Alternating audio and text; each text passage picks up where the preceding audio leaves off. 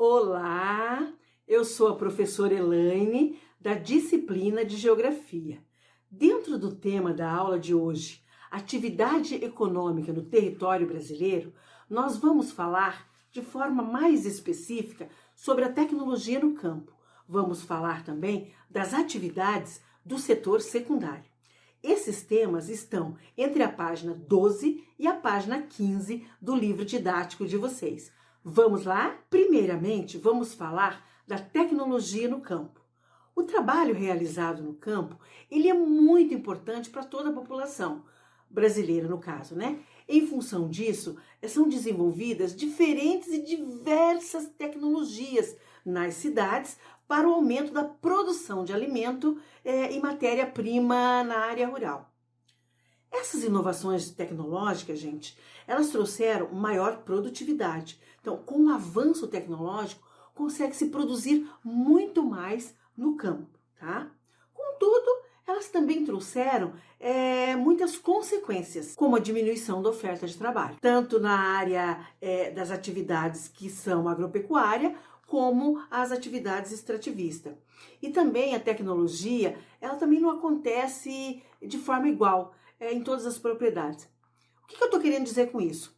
Por exemplo, quando tem uma máquina no campo trabalhando, uma máquina ela faz um trabalho de muitos homens, de muitas mulheres. Então o que eu preciso? Eu preciso de uma pessoa dirigindo essa máquina, monitorando essa máquina. Então todas as outras pessoas que trabalhavam, não há mais necessidade. Então o que acontece? Mesmo sendo positiva o avanço tecnológico, ele também traz algumas consequências. E uma delas é o desemprego no campo. Outra coisa também que eu me refiro é a desigualdade das propriedades.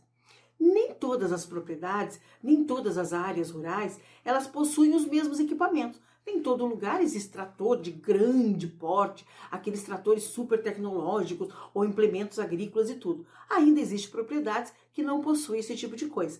Então a tecnologia, ela também é desigual, ela não acontece da mesma forma para todas as pessoas. Mas temos também os pontos positivos, pois o uso das máquinas, dessas diferentes máquinas que eu estou falando para vocês, houve o aumento da produção, como eu falei, o aumento da produção agrícola, que se produz muito mais, se colhe muito mais, eu consigo alimentar um número maior de pessoas por conta dessa produção maior, tá? Então, em muitos lugares, essa produção, que é muito maior, consegue chegar a muitos lugares, a muitas pessoas.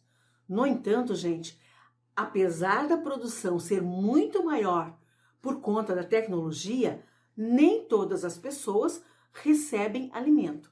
Nem todas as pessoas no nosso país têm alimento na mesa. Vocês entenderam? Que a tecnologia, apesar do avanço tecnológico, dessa tecnologia ela ser positiva para a produção, essa produção ela não chega de forma igual em todas as mesas de todos os brasileiros desse país. Nós estamos falando novamente do quê? De desigualdade, certo? Nós falamos a desigualdade desses equipamentos, da tecnologia, nas pequenas propriedades e nas grandes propriedades, e agora nós estamos falando da desigualdade no sentido de alimento na mesa. Nem todas as pessoas têm alimento na mesa, apesar da grande produção de alimento que o país possui, certo? Vocês já ouviram falar em agricultura orgânica? Existe um número de agricultores e de pessoas preocupados com a qualidade dos alimentos, com o meio ambiente, com os métodos orgânicos. Eles se preocupam com a qualidade desse alimento que vai na mesa. E por conta disso, esse grupo de agricultores, que a gente chama de agricultura orgânica, eles usam adubo natural, por exemplo, esterco. Alguém já ouviu falar em esterco? Esterco são as fezes dos animais, principalmente as fezes do gado, que é transformado em adubo para as plantas. É um adubo natural, né? Então ele fertiliza a terra, ele ajuda a fertilizar a terra. Eles fazem também uma rotação de cultura. Então num lugar eles plantam alface, no outro eles plantam, por exemplo, batata, depois troca, sabe? E assim vai fazendo uma rotação de cultura que a gente fala. E não usam agrotóxico, isso é muito mais importante. Então, tipo assim, a cultura, quem trabalha com agricultura orgânica não usa agrotóxico. E por conta disso, os alimentos são mais saudáveis. Os alimentos que chegam até a mesa são mais saudáveis. No entanto, gente, tem um ponto também negativo aí. A técnica é boa, mas não produz assim grande quantidade, em grande escala, sabe? Então é uma lavoura assim comercial. Ela produz em pequena escala justamente que ela vai muito artesanal, ela precisa assim muito da pessoa no campo, da pessoa ali cuidando da plantinha. Então, a agricultura orgânica, ela demanda mais tempo para ela ser produzida, sabe? E acaba fazendo com que o produto fique mais caro. E por conta disso, nem todas as pessoas têm acesso a esse alimento produzido de forma orgânica. Então, esse alimento de qualidade orgânico, ele sai muito caro. E nem todo mundo tem acesso, tem condição financeira de adquirir esse tipo de alimento também, tá certo? Observe na página do livro didático de vocês, na página 12, vocês vão encontrar algumas imagens lá. Alguns exemplos de técnicas utilizadas em produção em grandes escalas, por exemplo.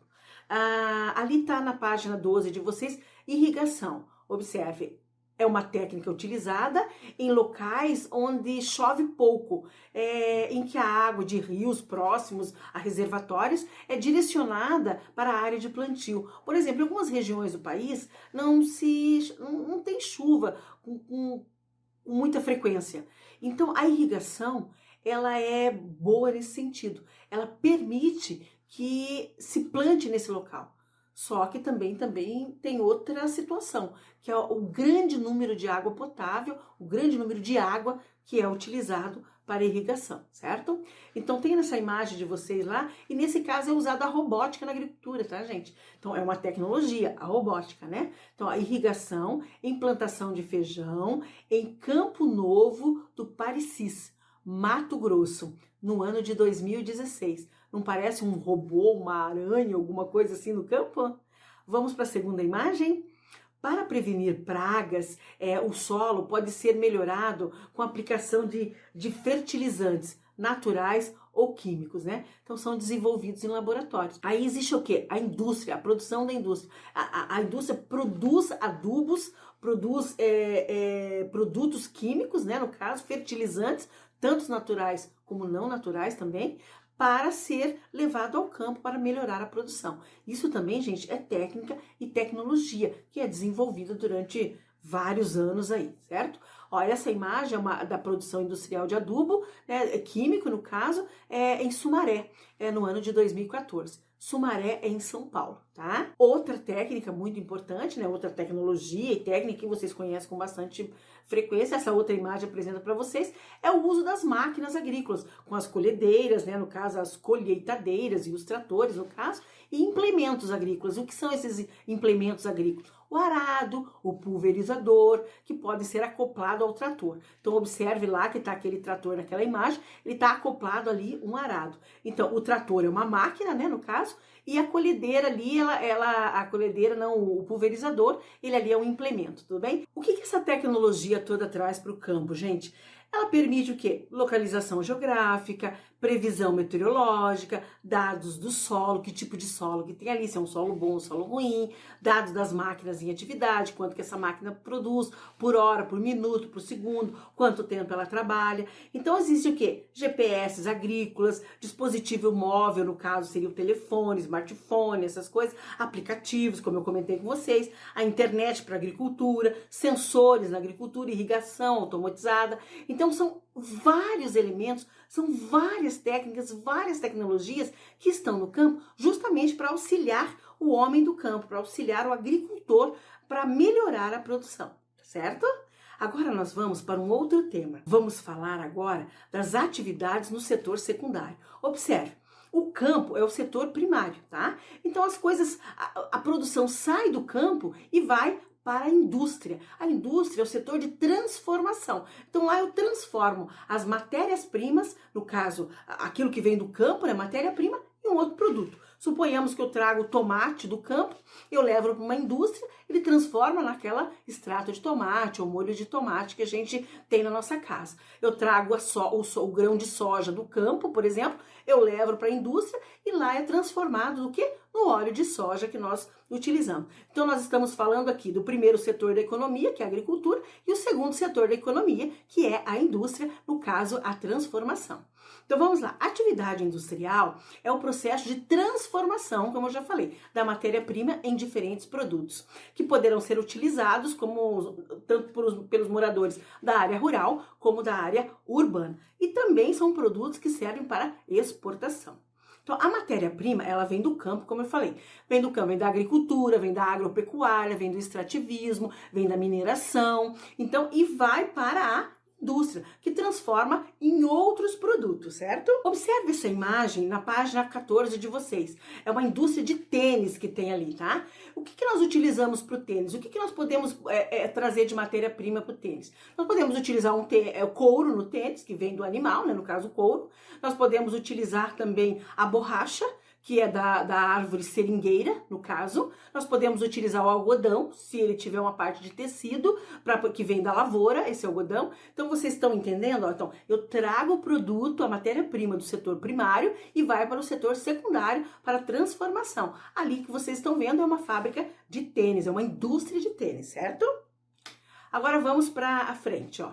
As indústrias, elas podem ser classificadas também de acordo com o que elas produzem, tá? Então, nem toda indústria é classificada da mesma forma. Como seria assim? Indústria de base. O que é uma indústria de base? Aquela indústria que dá sustentação, aquela indústria de base. O que ela faz? Ela transforma a matéria-prima em um produto semi-acabado. O que é um produto semi-acabado? É um produto que não está pronto, é um produto que ainda falta ir para outro lugar para poder ele ser terminado, certo? Um exemplo desses produtos é a bauxita. Vocês já ouviram falar em bauxita? Bauxita, ela é retirada da natureza, na extração da bauxita da natureza, e nós transformamos ela onde? No quê? Nós transformamos ela no alumínio, nossas panelas de alumínio, né? A bauxita, né?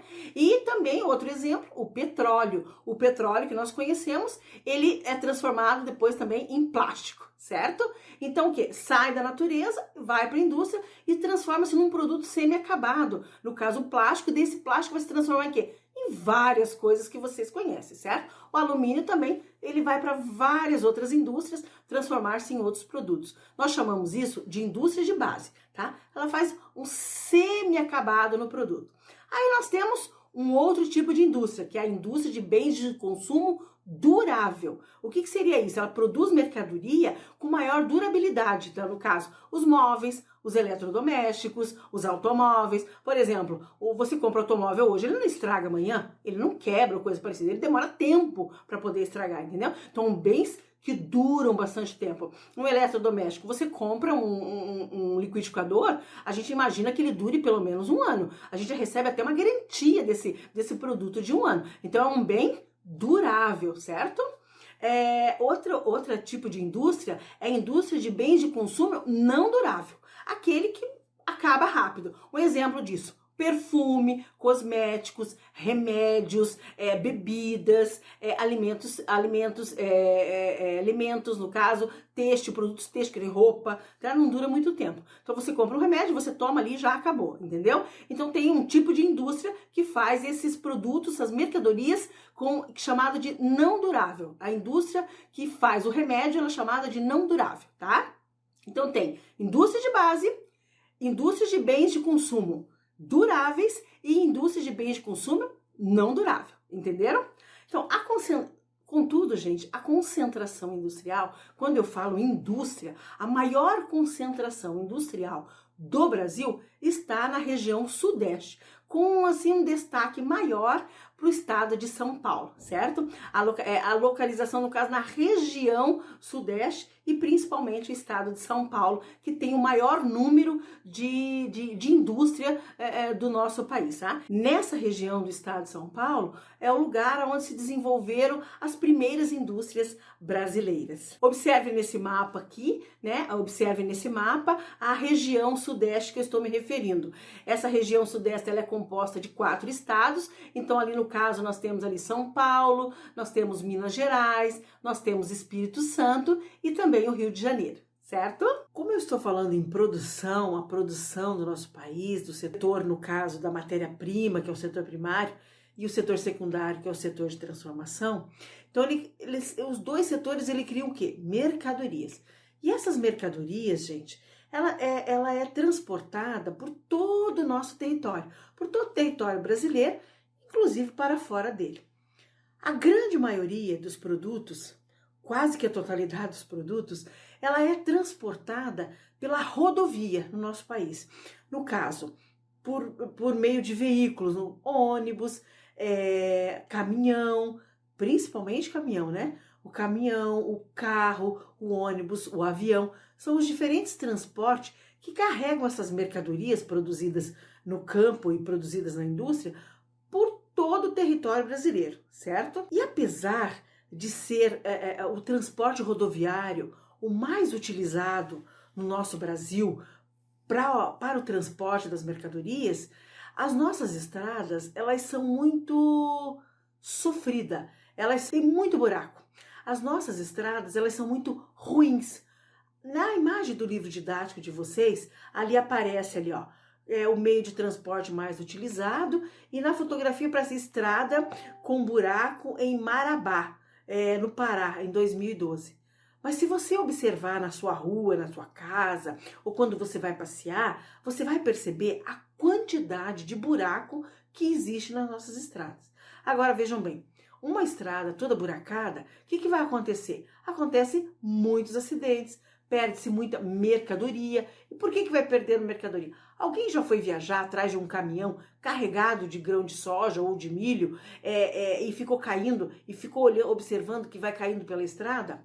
Você já imaginou da onde que o caminhão sai até onde ele vai descarregar, seja num porto, aonde for, a quantidade de soja, a quantidade de grão que ele vai perdendo pela estrada? Por quê? A nossa estrada é ruim, a nossa frota também é ruim. Então nós temos uma série de problemas quando o assunto é transporte de mercadoria. Mas isso é para uma outra aula, certo? Gostaram da aula de hoje? Vamos às atividades?